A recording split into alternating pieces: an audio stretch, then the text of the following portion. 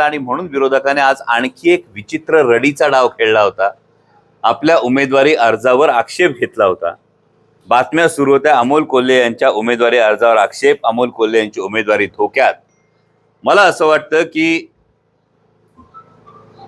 जेव्हा स्पर्धा असते, जेव्हा समोरासमोरचा सामना असतो ना, तेव्हा तो दिलेरीनं करायचा असतो. भ्याडासारखे पाठीत वार करायचे नसतात.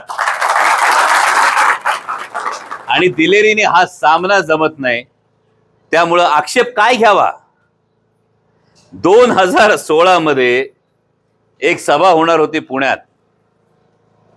MIMच्या ओवेसींची, असिसुद्दीन ओवेसींची सभा होणार होती. आणि त्यावेळी त्यांनी आधी वेगळी विधानं केली होती.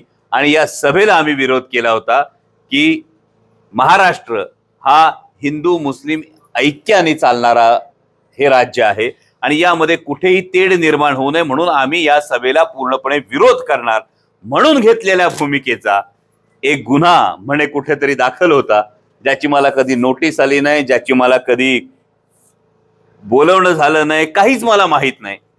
पण बघा, आज भारतीय जनता पक्षाच्या मांडीवर जाऊन बसलेली लोक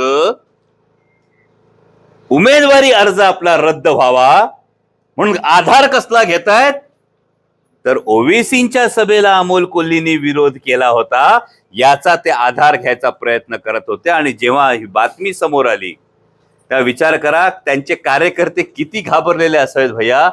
मंचर मध्ये कुठेतरी कोपऱ्यात म्हणे फटाके वाजवले लोकांनी. मंचर मध्ये कोपऱ्यात फटाके वाजवले का, तर अमोल कोल्हेंचा उमेदवारी अर्ज धोक्यात आला म्हणून.